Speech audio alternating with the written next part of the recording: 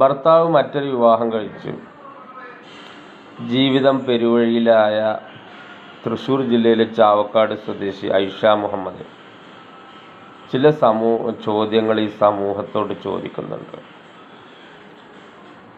ഒന്ന്, എന്തുകൊണ്ടാണ് സ്ത്രീകളെ കേൾക്കാൻ നമ്മുടെ മഹല്ല് സംവിധാനം അതല്ലെങ്കിൽ മുസ്ലിം സമൂഹം തയ്യാറാവാത്തത് എന്നുള്ളതാണ്.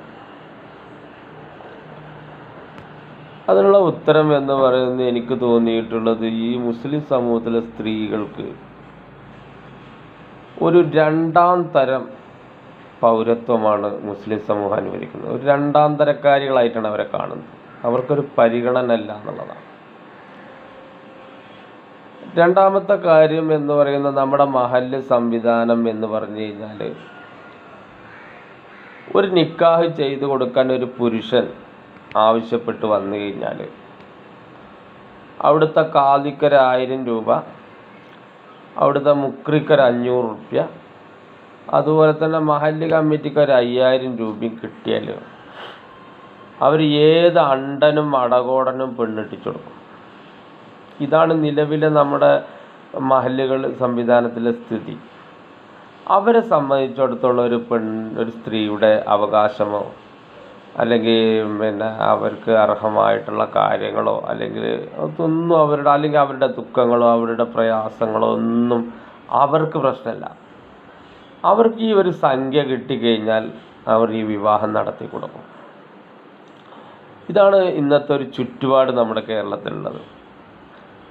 അപ്പോൾ അതിൽ എനിക്ക് പ്രിയപ്പെട്ട യുവതികളോട് പ്രത്യേകിച്ചും പറയാനുള്ളത്, ഏതൊരു നീതി നിഷേധത്തിനെതിരെ ആ ഇരകളാകപ്പെട്ടവർ തന്നെ സമരവുമായി രംഗത്ത് വരണം. മുസ്ലിം സമൂഹത്തിലെതിരെയുള്ള ഈ അനാചാരങ്ങൾക്കെതിരെ നിയമപരമായും ജനാധിപത്യപരമായും ഒരു പോരാട്ടത്തിലിറങ്ങാതെ നാളെയെങ്കിലും പെൺകുട്ടികൾക്ക് ഇത്തരം ദുരനുഭവം ഉണ്ടാകാതിരിക്കാൻ കഴിയില്ല. ഈ വിവാഹം നടത്തിക്കൊടുക്കാനുള്ള മഹല്ല് കമ്മിറ്റിയുടെ അധികാരം എടുത്തു കളയണം. ഒരു കാരണവശാലും അത് അംഗീകരിച്ചു കൊടുക്കാൻ കഴിയില്ല. കാരണം ഇരുട്ടിൻ്റെ മറവിലോ ആരും അറിയാതെയോ വിവാഹബന്ധം അവർ ഉറപ്പിച്ച് റെഡിയാക്കി കൊടുക്കും. ആ സമീപനം ശരിയല്ല. നേരെ മറിച്ച് ഒരു സർക്കാർ ഉദ്യോഗസ്ഥൻ്റെ സാന്നിധ്യത്തിൽ, ഉദാഹരണത്തിന് ഒരു പഞ്ചായത്ത് സെക്രട്ടറിന് മുന്നിലോ അല്ലെങ്കിൽ അദ്ദേഹമാണ് ഈ കാര്യത്തിൽ ഇടപെട്ട് നിയമപരമായ നടപടിക്രമങ്ങൾ പൂർത്തീകരിക്കുന്നതെങ്കിൽ കുറച്ചുകൂടി അവകാശങ്ങൾ നിഷേധിക്കപ്പെടാത്ത അല്ലെങ്കിൽ നീതി നിഷേധിക്കപ്പെടാത്തൊരു സാഹചര്യം ഉണ്ടാവും. ഞാൻ പറഞ്ഞു വരുന്നത്, കൈ കൊടുത്ത് നിക്കാഹ് ചെല്ലുന്നതും മറ്റൊക്കെ ഉസ്താദുമാരും അതല്ലെങ്കിൽ പുരോഹിതരും ആയിക്കോട്ടെ, അതിനൊന്നും കുഴപ്പമില്ല. പക്ഷേ ഒരു വിവാഹം നടത്തുന്നത് ബന്ധപ്പെട്ട പഞ്ചായത്തിലെ സെക്രട്ടറി മുഖാന്തരം അല്ലെങ്കിൽ അറിവോട് കൂടിയാണെങ്കിൽ ഒരുപാട് അസമത്വങ്ങൾക്കും ഈ ഐഷ മുഹമ്മദ് ഉന്നയിച്ചിട്ടുള്ള പ്രശ്നങ്ങൾക്കും പരിഹാരം കാണണം.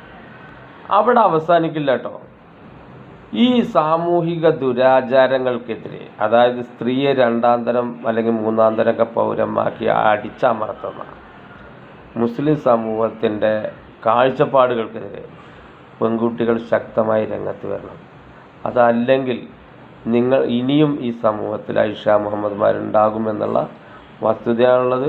രണ്ടാമത്തെ കാര്യം, നിക്കാഹ് ചെയ്തു കൊടുക്കാനുള്ള മഹല്ല് കമ്മിറ്റിയുടെ അധികാരത്തെ എടുത്തു കളയണം.